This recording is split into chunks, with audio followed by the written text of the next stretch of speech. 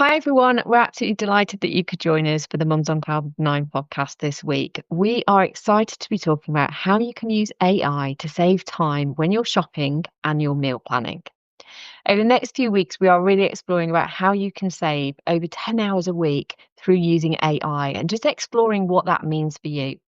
Lyn, Kelly, and myself will be just talking to you about our own personal experiences, where we've started with this and where we've got to. We've been investigating all these different areas because we're on a mission to do this too. And we'd love your comments and thoughts back on the podcast show as well on the note. So please do give us your feedback. We'd love to hear from you.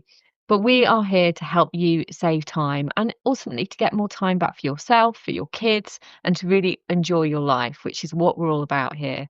We're going to delve into this topic and then I'll invite Kelly and Lyn to join the conversation. I did a little bit of research initially using ChatGPT about meal planning and shopping. And I said, how much time could I save through using AI? So I thought this was a good baseline, right? And that what we can do is test this and explore it between ourselves. So it suggested that with weekly meal planning, we could use AI to save us 45 minutes worth of time in our life, get that time back. So that's something we'll definitely be exploring. Okay. Writing shopping lists. Apparently, it could take us 30 minutes without AI to write a shopping list, which is interesting. And through AI, it could be instant.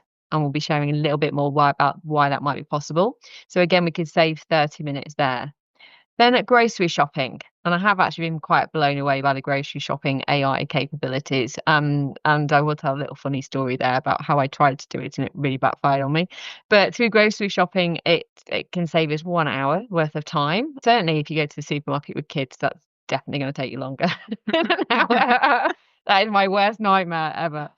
And then managing leftovers is gonna it can save us 15 minutes worth of time in terms of managing leftovers and how to use everything in your kitchen. I have experimented with that as well. I have used everything in my kitchen and my freezer because I want to see how long I could last. So lots of things we're going to explore here. So Kelly, I'll start off with you. How do you use AI for meal planning? Like, what have you found useful? Um, I think for me now with my husband, he eats certain macros, so he needs exactly 50 grams of protein. I don't know, 10 grams of different sorts of things. So he gives me a list of what he needs in that one meal, and the calorie amount. So Mm. I will say, for example, okay, today I've defrosted some turkey mince. I've got a sweet potato. I've got a can of lentils that's sitting in the cupboard since 1982, and then probably some different spices and herbs. And I'll just add a few things to say if you can utilize these ingredients as well, then go ahead. And it will give me a meal plan or something what I can cook exactly to those measurements, and it's got the same amount of calories. So it saves me working all of that out. I didn't need to use my brain at all. Just put that data into the GPT. So I've got this instructions now of what to cook. But Mm. then I'll look at it and be like, well, you've added yogurt. I don't think I want to add yogurt to this meal. So I'll say take that out and add something like a cream cheese or something like that, and give me the measurements for that, and just adapt it till it's right. So less than a minute, I've got a recipe, and which has exactly all of his macros that he wants to get his nutrients.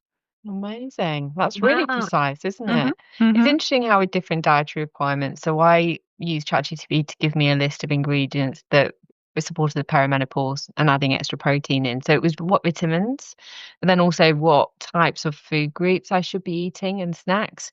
So now I'm having cashew nuts like 3 times a day. I Protein love cashew meant. nuts. I know, they're addictive. I'm turning into a cashew nut. But it was, it's interesting because I don't really think about those things. So it is really useful, isn't it? But I love the fact that it's giving you those key calories and those sort of specific nutrients. What about you, Lyn? Yeah, I think for me as well. I mean, I follow a diet, as you know. I've said before, I follow a low carb sort of a keto diet, and I've followed it for a long time. I actually have got to the point where I enjoy it, which might sound crazy to some people. Good. But I can easily go on a Monday and I can say, right, give me my week ahead, and it will give me quite happily a nice list, which I'll copy and paste onto a Quip or a Word document that I keep in the background, just so that I've always got it there. And when you just think that, if I say cut out this, like Kelly said, I mean, it's all similar stories that we're using it for. I Mm. think it's so great to get the time back as well, like you said, Heather, you know, it's nice to go, right, okay, I know what I'm going to have tonight. And if it involves maybe a bit of a recipe and it says, have this for tea, then I might have a look at a good recipe, and then I can go shopping with the recipe as well. So I think it's really great to not only plan out your meals, but also to be able to, and this isn't necessarily for time saving, it's just to be able to go to the shop, as you say, and know exactly what I've got to get without just having a recipe book. So I think, from everyone's side, they're using it for a similar sort of way, but it's giving you the time back. And obviously the time that you get back means that, you can maybe sit at the dinner table and have dinner, whereas normally you're just sat in the kitchen, cooking your meal. It's nice to have everything planned out. And we all love a plan, don't we? For Yeah. sure. And I think, what you've all sort of, what we've all talked about is obviously a great starting place of where we are, and we'll delve a little bit deeper into some of the other AI tools that I've come across on the journey. But, the fact of, you can spend hours. I love cookbooks, and I have collected quite a lot of them. I gave quite a few away in my house move. But the thing is, we can enjoy that, and there's nothing you don't want to take that enjoyment away. But when you're looking for those recipes that have certain things in it, Yeah. that's where I think it's really powerful, isn't it? Because it can just speed that all up completely, and save us so much time. Whereas you don't know all of those things from a cookbook. Also, as well, so I don't drive, and I live in a very small town, so everything's 30 minutes walking. I mean, there's a local shop, but there's one day I didn't have eggs, and I wanted to make pancakes or a cake of some sort. So I'm thinking, okay, what can I use instead? I only recently found out that you can use the juice in chickpea, a can of chickpeas instead of eggs. So I had to ask GPT, what can I use that's similar to egg whites to make this cake or pancake? And he's told me that. So saved me from going to the shop buying eggs because I didn't have the time or vehicle. So I've managed to make what I wanted to make with the canned juice. I love That's that. My really kids good. do that as well, because they're coming out. We want to bake, but we haven't got something. I'm like, we'll just look for a recipe without it, and Yeah, of all course. the time. Yeah. And I think as well, when you talk about time saving, the great thing is that you can get your shopping list, can't you? So you can go online, you can go onto ChatGPT, say I'm going to cook this, and get us. You're not going to spend all that money that you go. I mean, I know what I'm like. I go around a shop and just pick a bit of everything up. No, you don't, Lyn. I Well, do. That would But you, drive me nuts. if you go shopping, you always spend more, right? I never Because you do. see It's everything. exact. Always exact. Don't they say eat before you go shopping because then you're not so hungry? Yeah, I do that a lot. But I have a strict list, so we have the similar kind of foods each time. And once we deplete that, we'll get the list exactly what we got. So it's always the same amount every single week. I mean, you obviously do that when you go online shopping, don't you? Where you get your list of, what you regularly buy, and again, if you've got your list and you know what you regularly buy, it does save you money for sure. Yeah, So this is my funny story though, because I thought Go on then. before we started this challenge, and I'll move to the next level of AI in a minute because this was interesting. But yeah, I thought I'd try and speed things up, so I put my 2 last orders of shops in the same basket, and hadn't really appreciated it was going to give me 4 minces and 4 bacons and Oh no! everything else. And in one way of looking at it, I've shopped for like the next 4 weeks. that's good though. Freezer then. Put it in the freezer. I'm like, what am I going to do with 4 minces? I don't know why I thought we would just remember. And I think I wish actually I used to have open and cold boxes. The thing is, the thing would be delivered every week, but you didn't know kind of what you were going to get, but at least it was just ordered, right? And you got it. Yeah. Whereas I wish with the supermarkets, you could just have a standard order that would come every week. Good idea. I'd love that. It's easy for me. Repeat, yeah, why not? I mean, they're regular shopping, they've already got it, and then we don't need to go and choose. But with that on note, and this leads me to the next level of AI, my kids are like, and my partner's like, can we have something different like this week? What else can we do? And then you're like, oh God, and then you go back to the meal planning, right? What are the different things? So this is why this 90-day sort of exploration of AI is really exciting, because every week we are going to be digging into tools and things that we haven't, we're on this journey with you. So I did a bit of exploration, ended up on US AI websites, which wasn't overly useful. Obviously, in listening to this in the US, there's some great ones out there. One I came across in the UK though was Melia, and really, I thought, it actually was the favourite one out of 3 that I looked at, and they all have free trials, which is great, so you can go on and sort of try them out. But what blew my mind is you put in all your dietary requirements. So obviously, you know, the keto, the vegan, the dairy free, all those things.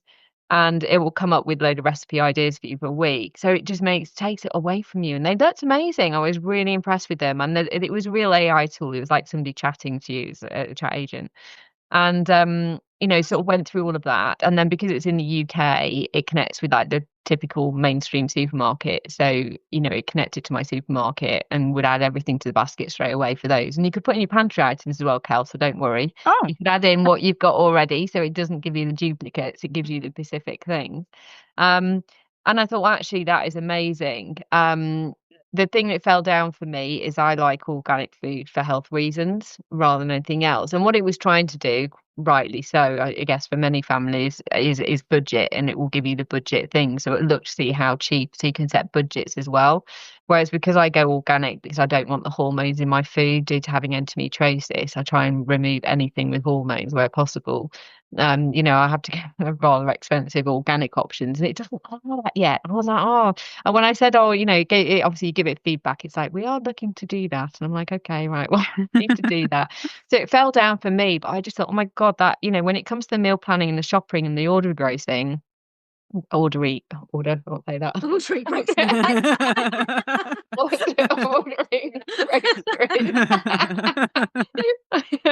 it helps just save, you know, all of that time. And these apps are worth looking at and exploring. I mean, there is a cost to them, but if it's saving you this time and the headache, it was really quite interesting. Have you explored any of those? I haven't, because ChatGPT runs my life now. So anything I ever want, I just go to, as Kelly calls him, Gaza. Gaza. You've got a relationship with him now, so it's a working relationship. Yeah, I know. I think I might have to use it. But anyway, but I mean, the great thing is, you know, even people that are on a budget, like you say, you know, you could put in, I want a meal that's going to cost me for 4 people less than 40 quid, and it will tell you. So I think it's, you know, there are so many different examples, but in terms of looking at anything else, I'm afraid, you know, I'd be cheating if I looked anywhere else. Oh, you know, somebody asked me to name my ChatGPT the other day, and I've called it Henry. Oh, Henry. I don't know where that came from. Like the Hoover. You got a Hoover called Henry. Maybe it was from the I was trying to Hoover think of thing. one, wasn't I? And I was trying to think, because Kelly very cleverly has taken GPT as the letters so that she's got a first name, a middle name, and a surname. I've taken it seriously, let's just say that. I was trying to think, and I was coming up with Gertrude and all that, and I was thinking, no. Well, I was suddenly going, where did I got Henry from? That wasn't it next, was it? I was just like, where has it come from? It's funny, but apparently if you start talking to it, because voice is a thing. So, you know, we spend, in terms of time saving as well, I mean, my daughter just uses voice all on her applications, and actually we spend more time writing, right? So a lot of these applications, we can save time through using voice with it. And if you call it, so you can talk to it in the car, so you can have this whole conversation with it in the car if you've got a voice for it through Siri. I didn't realise that. I learned that on Monday. I was like, okay. I've got on my TV, I say put on Sky News, and it just comes on. It's great. Oh yeah, I have that as well. The future's scary, isn't it? But I don't use any other apps apart from GPT mostly, or Gary P. Thompson mostly. I used to have something where you could take pictures of the things in your cupboard, and it would tell you the nutritional value. It would tell you meal recipes, and that was even before GPT came out. I haven't really done that much now because, again, we're in a habit now because my husband's diet is so strict and he wants to be lean. I'm in a habit at the moment, so I think Gaza knows all of his macros now. He's memorized them. He knows what kind of foods we eat. So yeah, it's convenient. Yeah. And that's the great thing as well, isn't it? Because once you use it, especially if you're on the paid version, which I couldn't live without in the end. Yeah, me neither. It knows you and it knows everything about you. Yeah, so it remembers. Ask it a question, it remembers. So that's really good. No, it's good. And some of these apps, the more advanced apps, or saying more advanced than ChatGPT, but you know, the apps that sort of integrate everything with your shopping carts and everything else.